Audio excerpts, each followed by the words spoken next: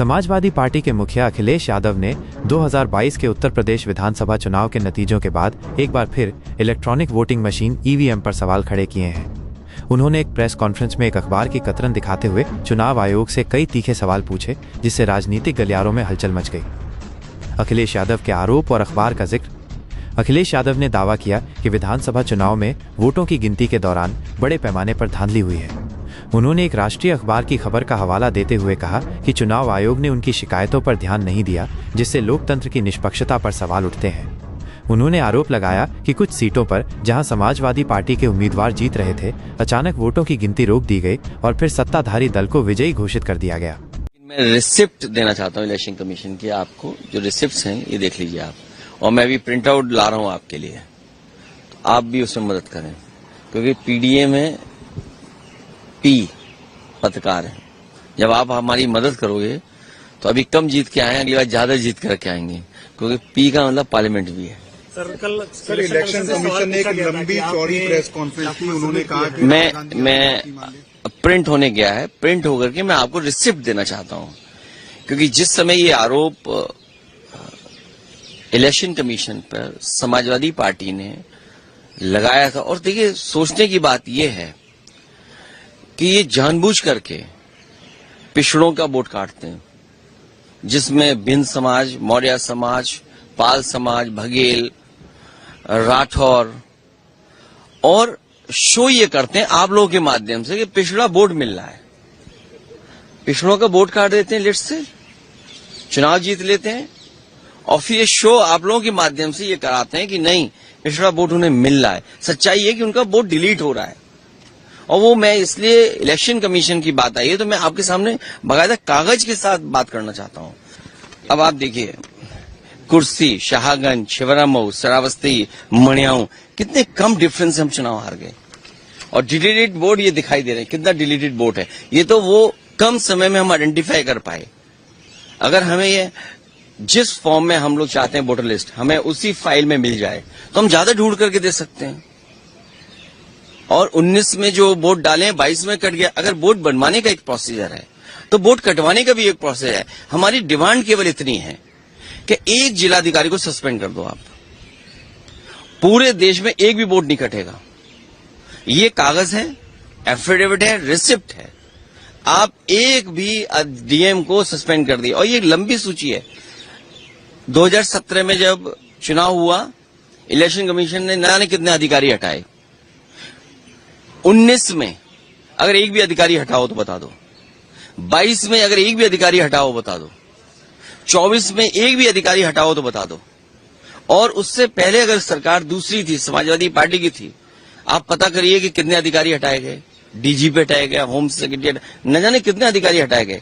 लेकिन जब से बीजेपी की सरकार उत्तर प्रदेश में आई है, तब से एक भी अधिकारी नहीं हटाया, एक भी शिकायत पर किसी अधिकारी को नहीं हटाया गया। आखिर क्यों? इलेक्शन कमीशन, इसका मतलब यह है कि बीजेपी का ज्यादा कहना मानता है। हम अगर शिकायत करें, उस शिकायत पर कोई कार्रवाई नहीं होती है। बीजेपी की एक विधायिका छिबरामऊ, उन्होंने अपने बूथ पर 400 फर्जी वोट बना रखे थे। 400 वोट, सोचिए आप, एक बूथ पर 400 फर्जी वोट। हमने अपने कार्यकर्ता लगाया, जिम्मेदारी से काम किया, वोटर लिस्ट में ढूंढे, 200 से ज्यादा वोट कटवाए हमने, 200 से ज्यादा एक बूथ पे। अगर ये एक्सरसाइज जो पॉलिटिकल पार्टी कर रही है, ये एक्सरसाइज इलेक्शन कमीशन भी तो करे कि आखिरकार बीजेपी के लोग अपने बूथ में क्यों ज्यादा वोट बनवा रहे हैं। बीजेपी ने जो प्रेस कॉन्फ्रेंस करी तो उन्होंने आपकी कॉन्स्टिट्यूएंसी का भी डाटा दिया और कहा कि इतने तो फेक एड्रेसेस और तो आप कार्रवाई करिए। अच्छा, कॉन्स्टिट्यूएंसी पे भी देखिए, मैं कह, अगर मेरी कॉन्स्टिट्यूएंसी पे कहा है, हालांकि वो वीडियो मुझे ढूंढना पड़ेगा, वीडियो जो एक विधायक कह रहे हैं कि मैंने वोट बनवा लिया, मैंने वोट कटवा दिए बीजेपी के। अगर मैंने वोट कटवा दीजिए, मान लीजिए, तो आप कार्रवाई क्यों नहीं करते हैं अधिकारी? मैं तो यही तो कह रहा हूं ना, डीएम, एसडीएम और जिन लोगों ने वोट काटे उन पर कार्रवाई कर दो आप। अगर मैंने वोट कटवाए हैं तो आप कटवाइए, आप उनकी कार्रवाई कर दीजिए। कार्रवाई क्यों नहीं कर रहे हैं आप? और 17, 19, 22, 24 जब से बीजेपी की सरकार आई, अगर एक भी अधिकारी हटता हो, आप ये तय करते हैं कि बीएलओ किस जाति के होंगे। हालांकि वो अनुराग ठाकुर जी कुछ प्रेस कर रहे थे वो, और उन्होंने कुछ कन्नौज को लेकर के भी कहा।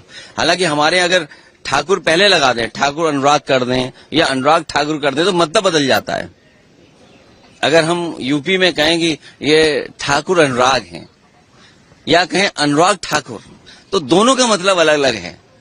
अगर डिलीट हुए हैं वोट समाजवादी पार्टी की वजह से, तो फर्जी वोट डिलीट हुए। विधायक बीजेपी की छिबरामऊ के उनके अपने बूथ पर बहुत फर्जी वोट थे, 200 से ज्यादा हमने डिलीट कराए हैं फर्जी वोटों को। एक उदाहरण दे दिया मैंने आपको, और इसलिए मैं आपको रिसिप्ट दे रहा हूं, होमवर्क आप भी करिए। अभी मैं लौट के दोबारा आ रहा हूं, फिर आपको बहुत प्रिंट आउट दूंगा, विद एफिडेविट दूंगा। हमारी मांग केवल इतनी है कि एक तो जाति के आधार पर बीएलओ मत लगाइए, जाति के आधार पर प्रिसाइडिंग ऑफिसर मत बनाइए।